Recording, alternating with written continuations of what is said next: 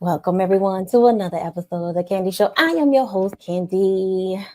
Guys, make sure you are logging on the official Instagram page, and it is Candy Talk Show. Make sure you are subscribed to the YouTube page. That is capital C and the number 2, Candy Productions 2. Yes, we have another special guest in the building today. Make sure you like, follow, subscribe, comment, share. Please share. Sharing is caring. All right, guys, welcome my very, very special guest. I tell you what, now he has a lot going on, so I know he's gonna be very, very, very. Listen, I can't wait to talk to him. You guys ready? Because I'm ready too. All right, guys, welcome, my very special guest, multi-award winning producer, actor, singer, and we gotta find something else. We gotta find out what else he's got going on. Guys, I want you to welcome LJ Ugarte. What's up? What's up? What's up? What's up?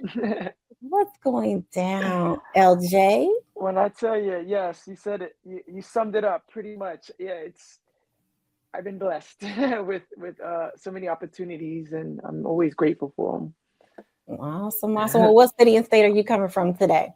them. West Palm Beach, Florida, Okay, all right. South Nice. Florida. I know here in Indianapolis, Indiana, we have just about pretty much that same weather.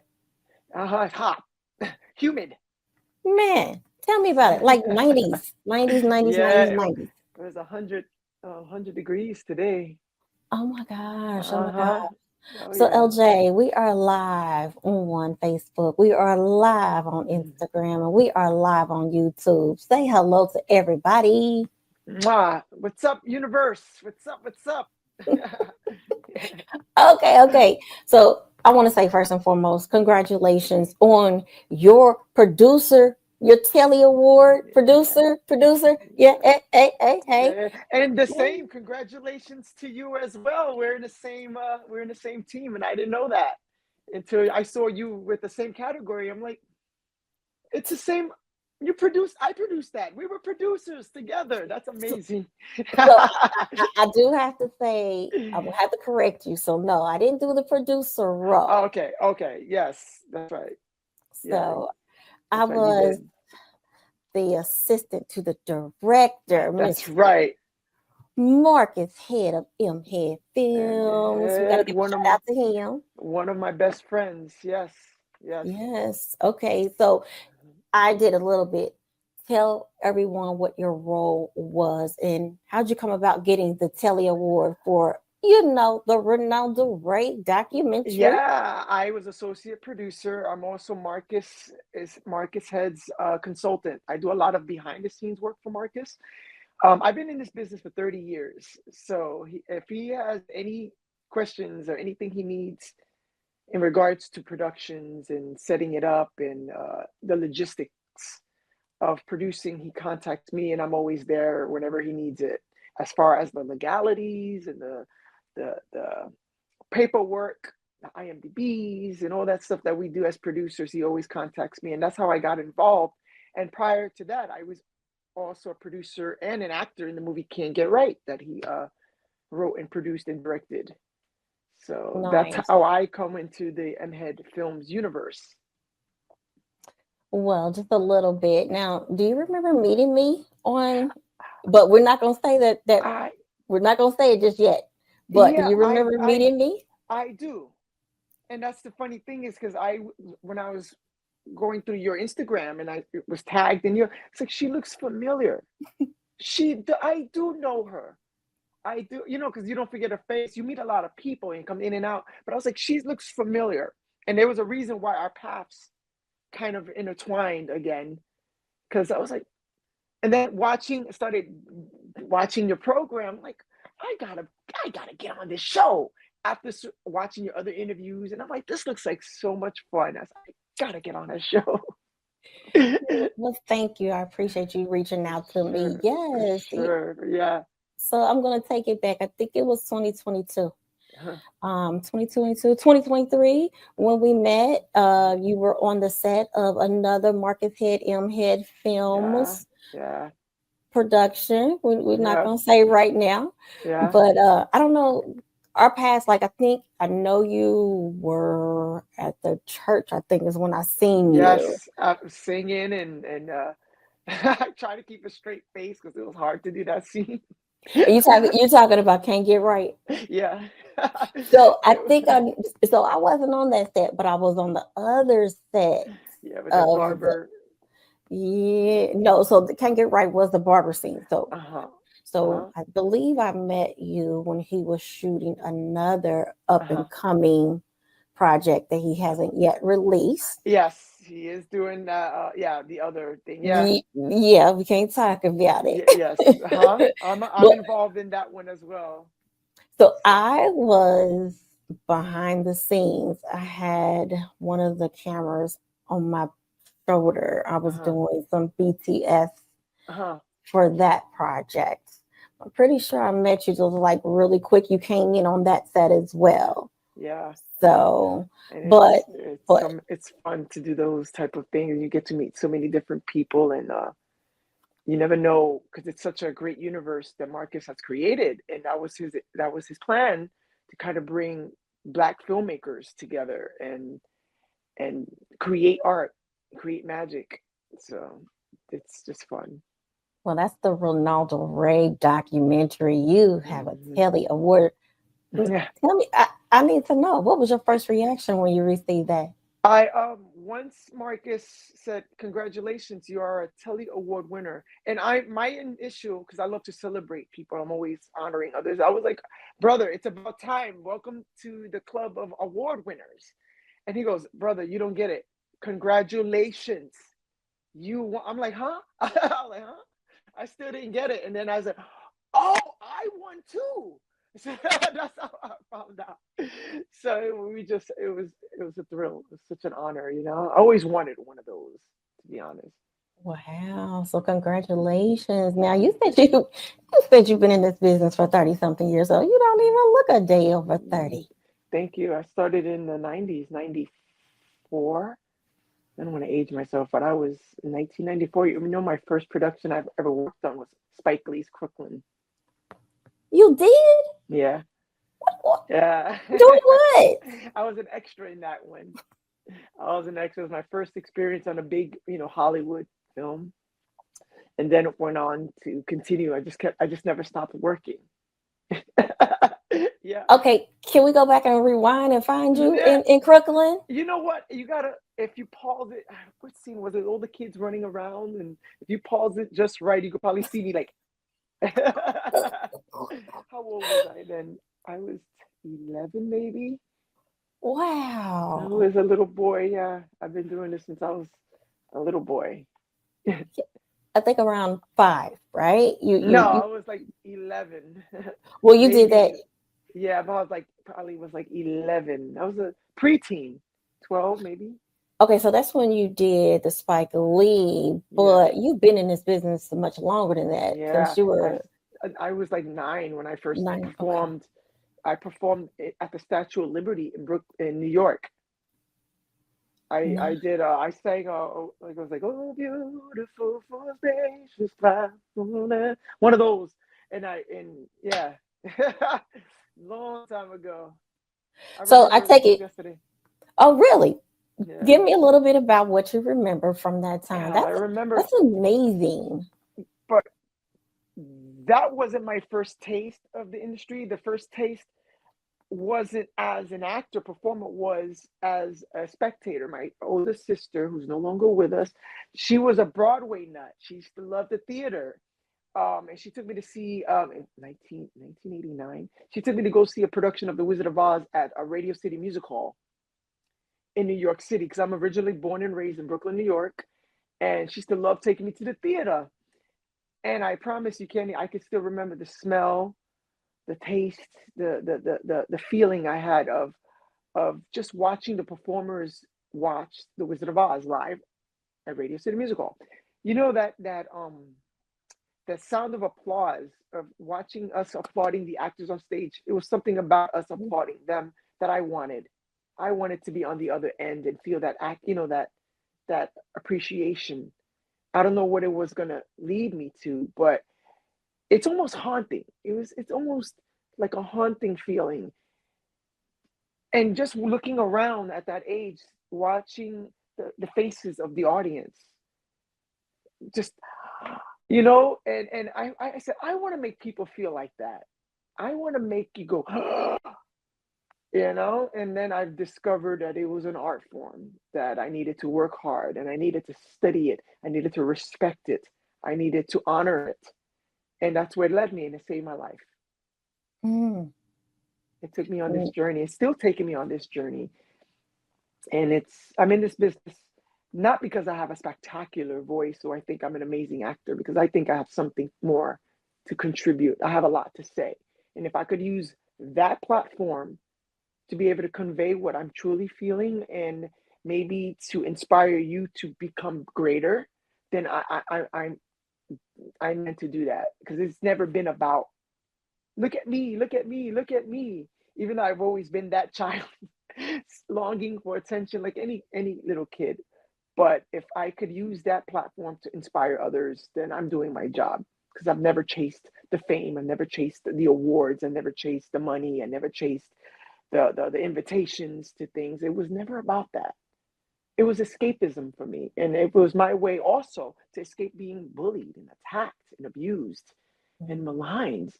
So if I could put on this character to, I'm going to be tough today, and put on that mask, and it did save me.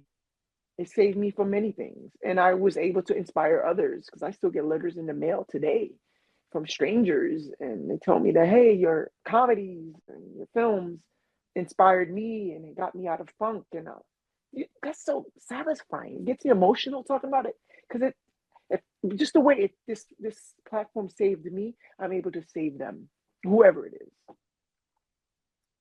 I can definitely, I can tell you I had that same feeling. The Yeah, Candy Show, Candy Internet Talk Show, yes, it's never been about me or my previous partners. It's always right, been about providing a platform right, for others who aren't right. able to go out, to go to Yes, some of these places, or because obviously a lot of times it takes travel. So right. some That is, people don't know how to start, and some people do that's, just need that platform like yes, ours that's to true. showcase their talent.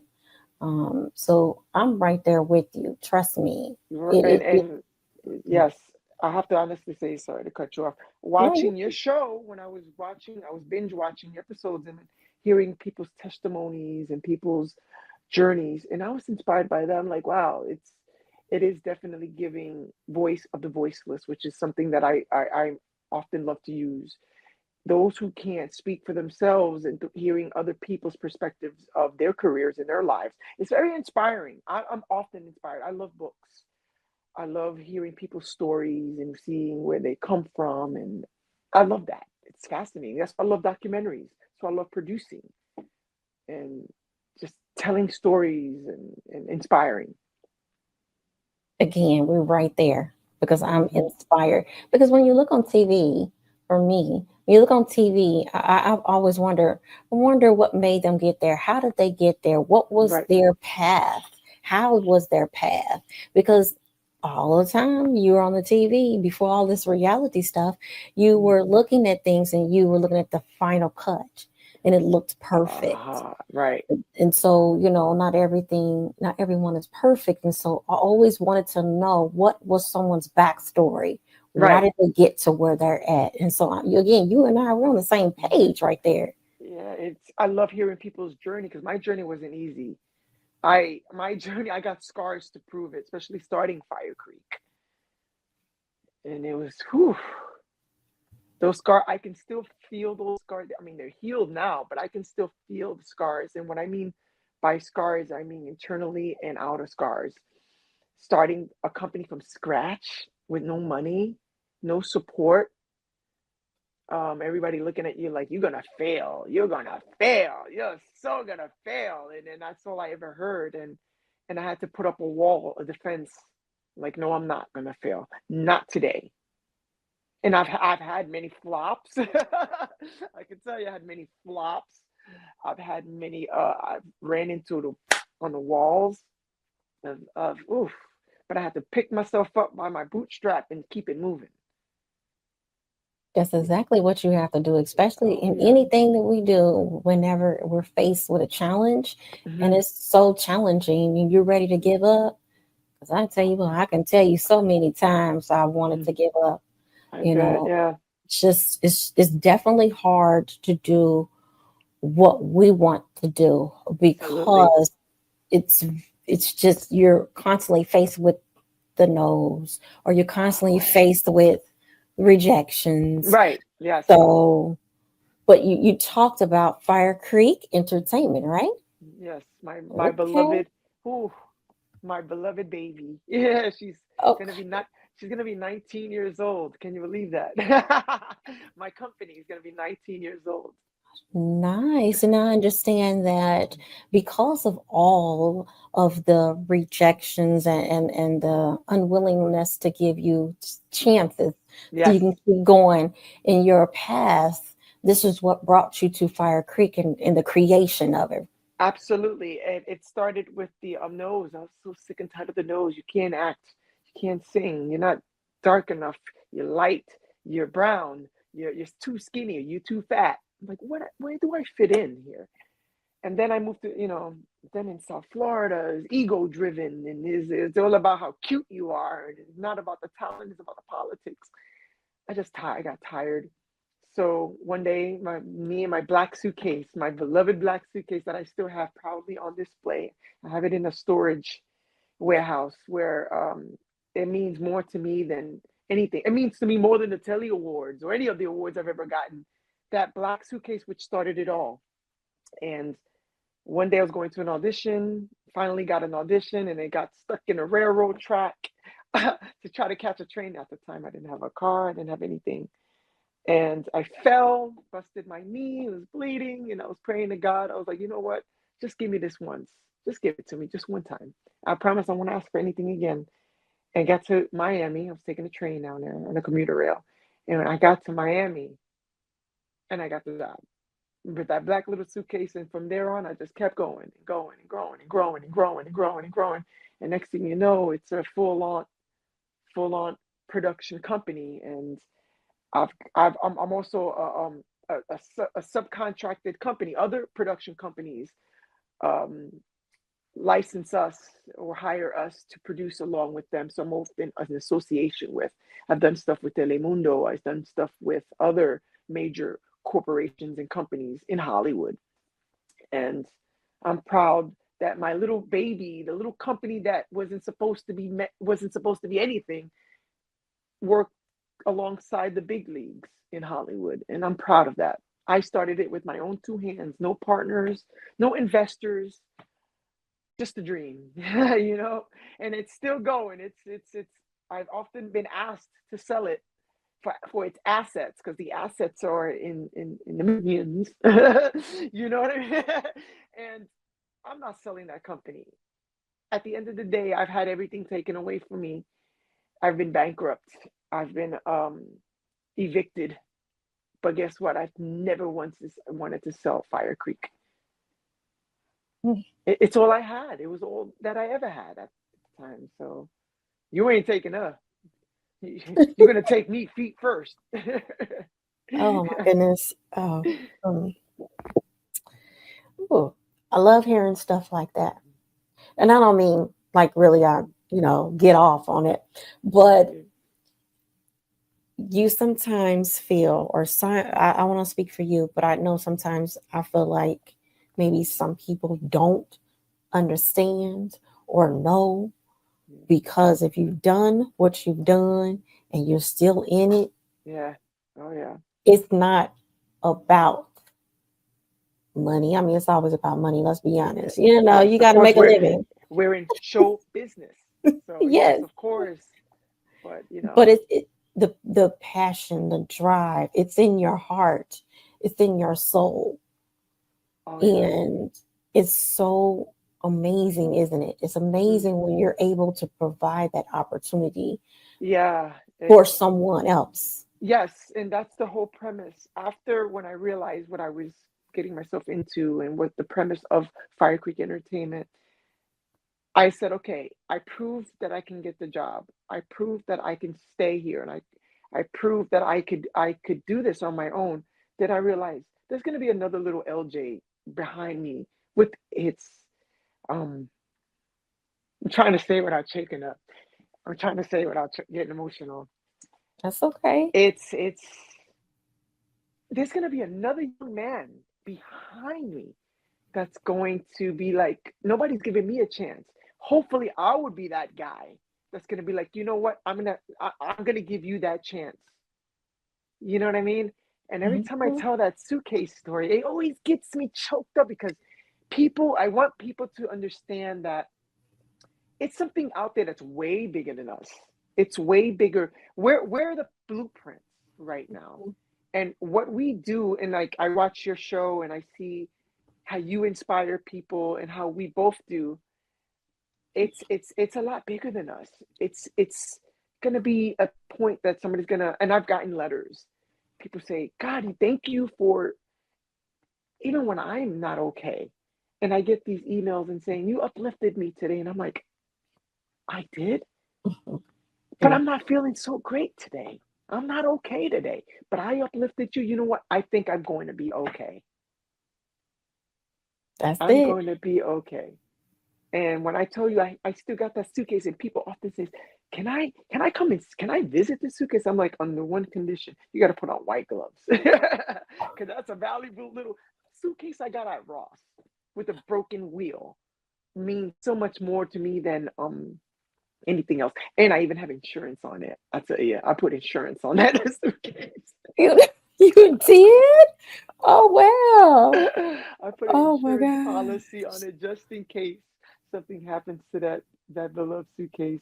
But I told Marcus. Marcus saw the suitcase once before, and he goes, "Wow, this is the famous suitcase." I'm like, "Yeah, this is it." I said, "You got to put on gloves, though, my brother. I love you. Oh. You're one of my best friends, but you got to put on gloves." Look, you don't want anybody tainting Ah, you don't want anybody yeah, tainting that. No way. yeah. Thank you guys for sharing. Thank you guys for coming on the YouTube page. Thank you, Caitlin. Thank you, Tyrus. Yes, thank you Caitlin, so hi much. Caitlin. She's my work bestie. Oh, she's okay, she's bestie. got such a wonderful heart. She's a ham just like me. She keeps Nice. me sane at work at the jobs. If someone did not know you and they were looking on your Instagram page, I could tell that you were a person, or that you still are a person that loves to dress up and get in your costumes. And me too. I like doing that. I sometimes Yeah. go to the Comic Cons and things like that. But Yes, yes, recently you attended a con yes, yourself and yeah, was yeah. awarded an award too, right? Yes, I have been awarded there, and it's GhoulieCon. I'm actually affiliated now with Hellzone TV, so shout outs to my Hellzone TV family. There are amazing horror content creators, and what they're doing right now is remarkable.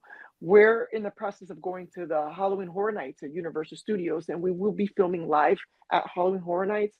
I will be also filming content at the Halloween Horror Nights here in the West Palm Beach at the Florida Fairgrounds. We're going to be doing a lot of behind the scenes documentaries of the life behind the camera. I'm also working on a new Friday the 13th movie. Yes, I am going to be in a Jason movie. I could one thing I could share about that, because I did promise the producer, Jacob Bateman, I'm going to be doing some running. You think I'm gonna let Jason Voorhees come after me? Like, what? You are you not what? I'm a run. But it's such an honor to be chased by the famous. You know?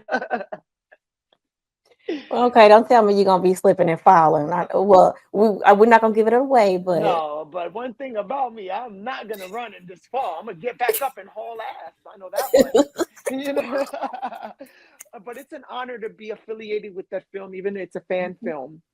Um, so it's part of the universe. And when I was cast in that, I'm going on simply as an actor, but it's an honor. I grew up with those films. I grew up with Jason, Freddy's, and Hellzone will have access to the behind the scenes and all that fun stuff. Just because we're having such a great time right now, just scaring people. I'm not huge fan of horror because I'm such a scary cat, but I make horror films.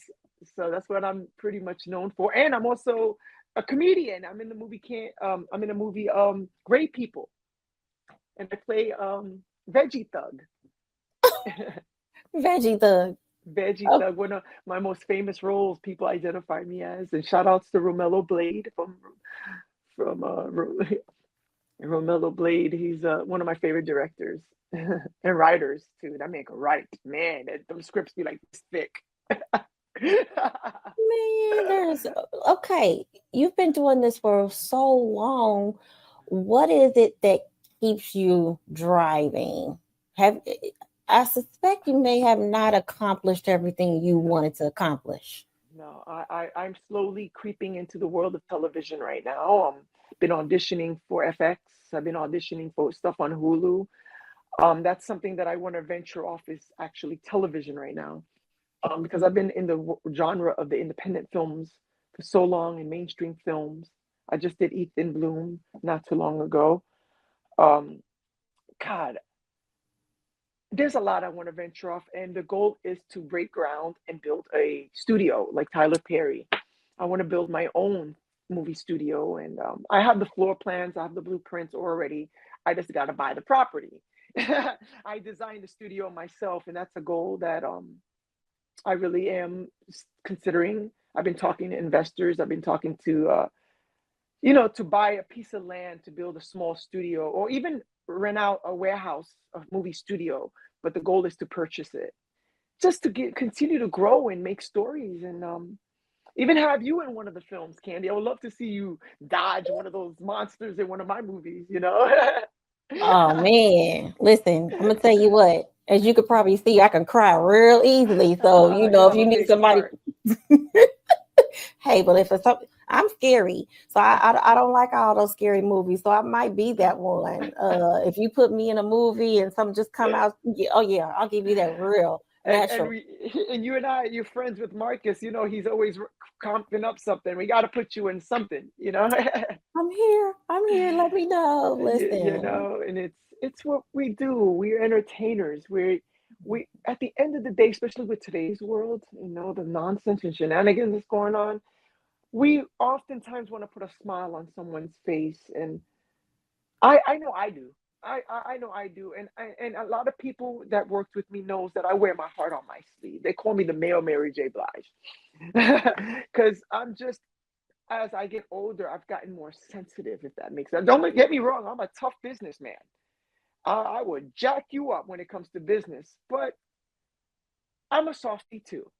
I'm human, and I don't have an ego. I never plan to have an ego because every time I feel like, oh, like I got to Telly Awards, I got a couple of Emmys, my knee starts to throb, you know, because that's a way of humbling myself. Like, oh, wait a minute, don't get too cute now. Don't get cute because guess what? The way it all came quickly, God could take it all away. He could smack you and take it out. No, humble yourself, and that's the key to success. Stay humbled and stay consistent. You start something, finish it. Don't start something because it's cute or it's a facade. Finish your journey, otherwise you're gonna fizzle. That is so true. That's some great advice. I want to say thank you for those who are on the Instagram page, Candy Girl 3149. Guys, while you're on this page, please make sure you are following the official Candy Talk Show page, Instagram. Again, that's Candy Talk Show. Just gonna chime over here real quick. Oh, guess what? United Blade Entertainment in the house. That's a big company too in Florida. Another production company. They produced great people.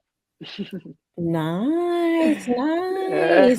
Thank you guys for joining in Color Improv Show. Said, hey guys, I think you know who that is. Yes, indeed. My brother, my brother. I'm telling you, Yes. I gotta honestly say, without getting choked up again, because I'm so damn sensitive. Marcus saved me too. Like Did he? he gave me a chance. He didn't have to.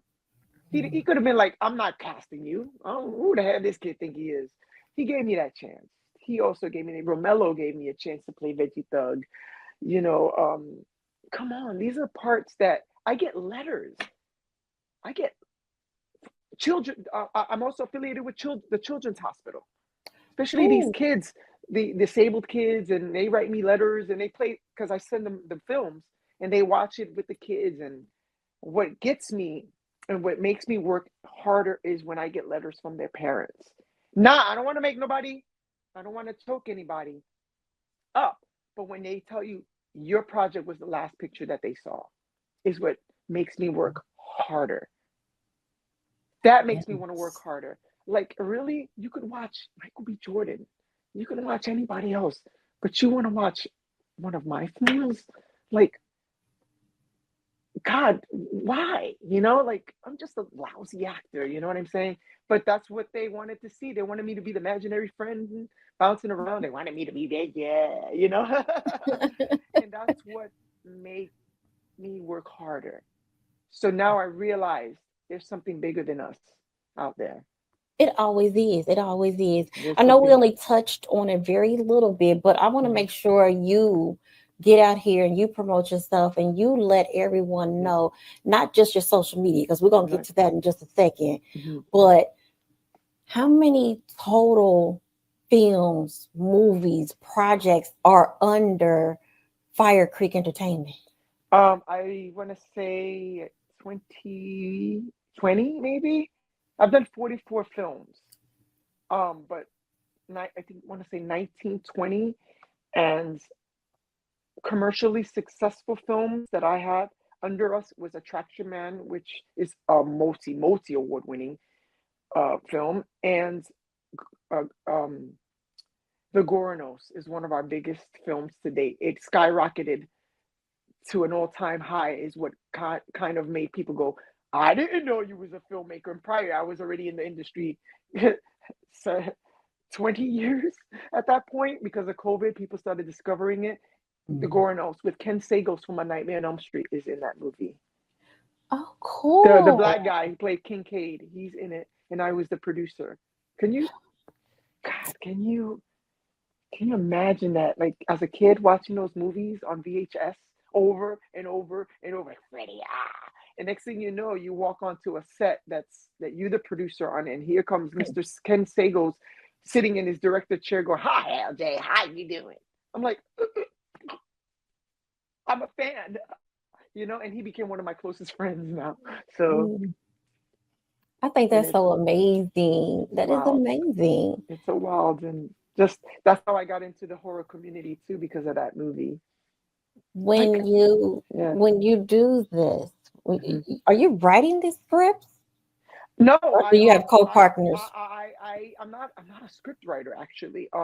They pitch us the scripts, they send it to us, and sometimes the films come with a budget already attached to it, and they say we would like you to produce this film or contribute, and if it's up to our standards or if it's goes conflicts with scheduling, we often accept. I've turned down thousands of scripts. Some were just way over budget for us to produce it. Some were just I could produce something almost with next to no money, and it'll still look like a multi-million-dollar production because we have the supplies, we have the gear, we have the permittings and the big old cranes. We rent out our cranes and stuff that we own, and oftentimes it's overwhelming for us to say yes. We would love to accept all the scripts, but we unfortunately we just can't at the moment. So yeah. All right, I'm gonna ask this ever asking question, Mhm. especially when you're multi-talented in a business like this. Which one do you which one is your go-to? Behind the camera or on the front of the camera? I love behind the scenes. I've gotten a lot of success, money making success, award winning success behind the scenes.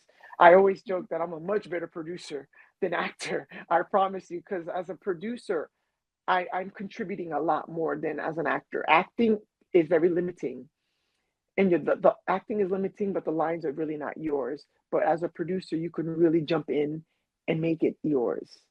And I love to work in partnerships with people because it's all a collaborative um, job.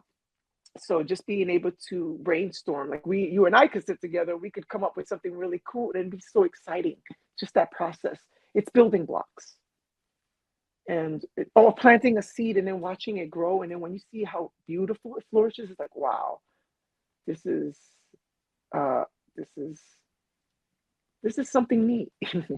And plus, it continues to test your ability. When you're doing these multiple, when you're wearing these multiple hats, Right. it definitely tests you. I have to say, I enjoy behind the scenes as well. It's fun. It Not to is. say that I don't enjoy on the camera, Mhm. but it is the manifestation. It is being able to assist someone to bring their vision to life. So that's what I truly, truly enjoy. It is, and I love being on the set. I love watching the crew work so hard. They're the hardest working people, even on an independent film. You see them hustling, bustling, and they're just so excited to be there, and they're just so grateful for the opportunity. And I just love looking at people's eyes. I have a thing about looking at people's eyes because you can really tell the type of human. Like I can analyze just looking at you in your eyes and you see just the drive, and some of them do it because they love it so much. And then you got the I love to weed out the people who are just doing it for selfish reasons, ego, and those who work with me knows that I have a binder, a huge binder of people that I would never want to work with again.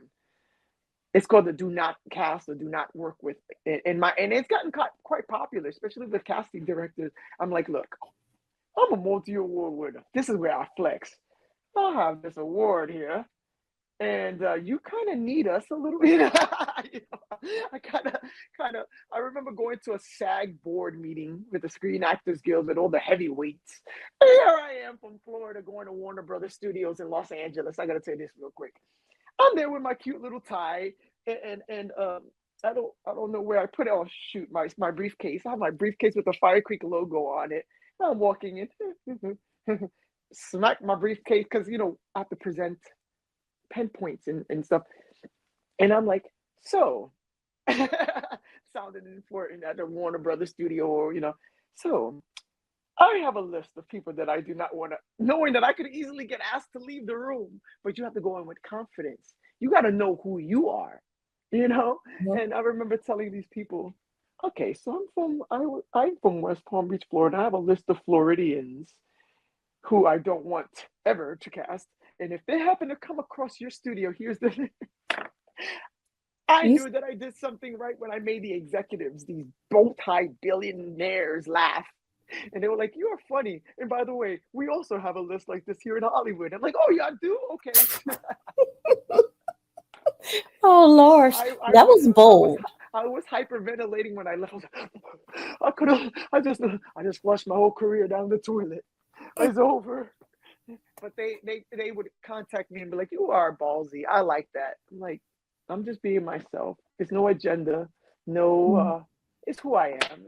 I'm a goofball at the end of the day, and I just respect the art so much, and I never want to take it for granted.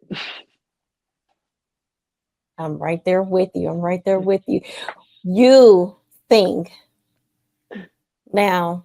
Tell me a little bit about that. How's that going for you? How's your singing I career going? It's going well. I recently performed at GhoulieCon, and I bounced up and down and did my thing. I did my Feeling the Music, which is also featured in the soundtrack of Great People. Um, I have my one hit single that I constantly will perform forever because I haven't recorded a full album yet. I have been demoing a couple of songs and experimenting. I'm also experimenting, or should I say, I'm going back to my pop dance roots. Okay. I'm going back to the ding, ding, ding, ding, ding, ding, ding, ding, that style of music again.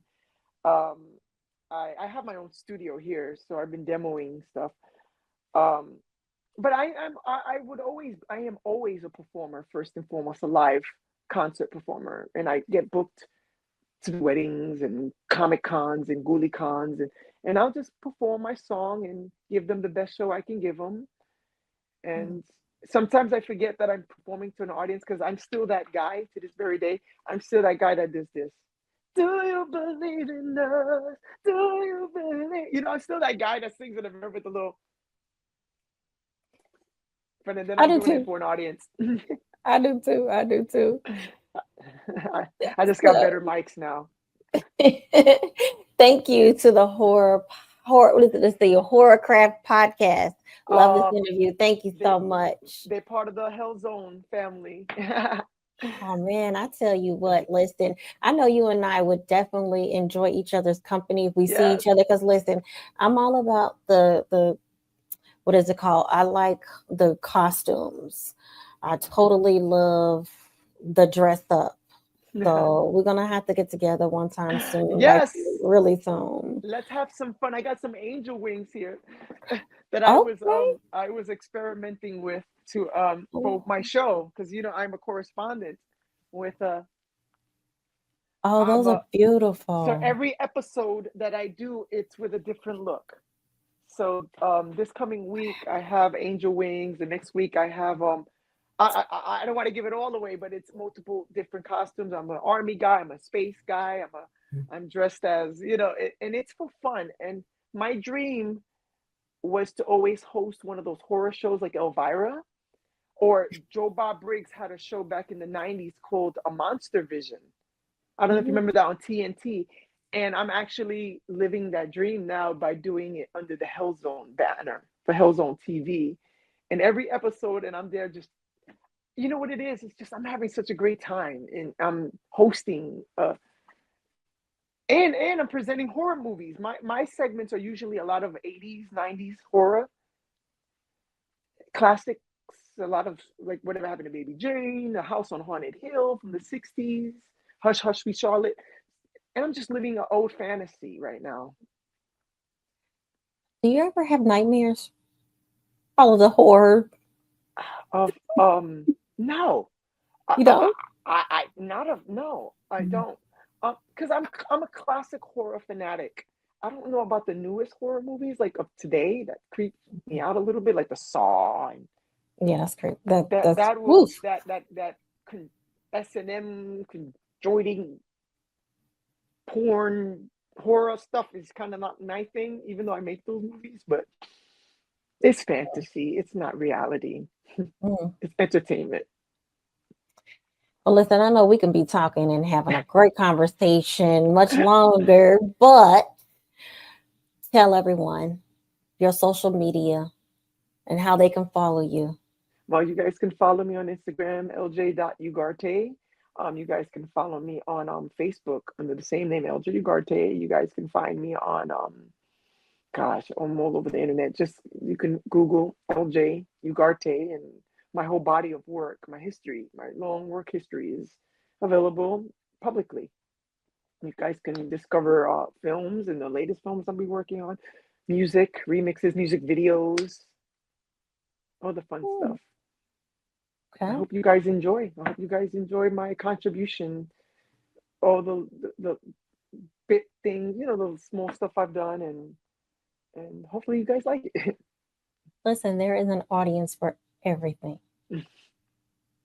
And what you do is so animated. It's fun. It takes people away I from hope some of the so. things that goes on in their personal life.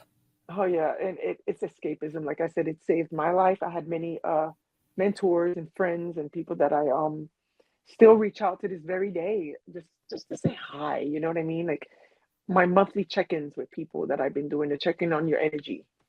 Mhm. I'm a big texter, and I'm just glad for the support, and I hope to continue to inspire you guys. And any questions, don't hesitate to ask. You guys don't have to go through a whole army to just to say hello. Kindness comes a long way. Just a quick Instagram hello, hi, or you guys could leave me your feedback. But just be polite and bring positive energy, and I'm gonna bring you positive energy. It. That's it. All right, guys. Thank you so much for everyone tuning in to another episode of The Candy Show. Thank you for the ones that are watching on Facebook, Instagram, and YouTube. Thank you guys so much. Make sure once again you are following the official Instagram page, and that is Candy Talk Show. Make sure you are subscribed to the YouTube page, capital C, and the number two, Candy Productions 2. And that's again Candy Productions number 2. Guys, stay tuned. We have some awesome guests coming up. Not to say that LJ Yeah. Ugarte was not an awesome guest, but we Uh-oh. have more awesome guests coming on. So, guys, thank you so much for your time. Woo. See you next time, LJ. Ah, thank you. Bye. Bye.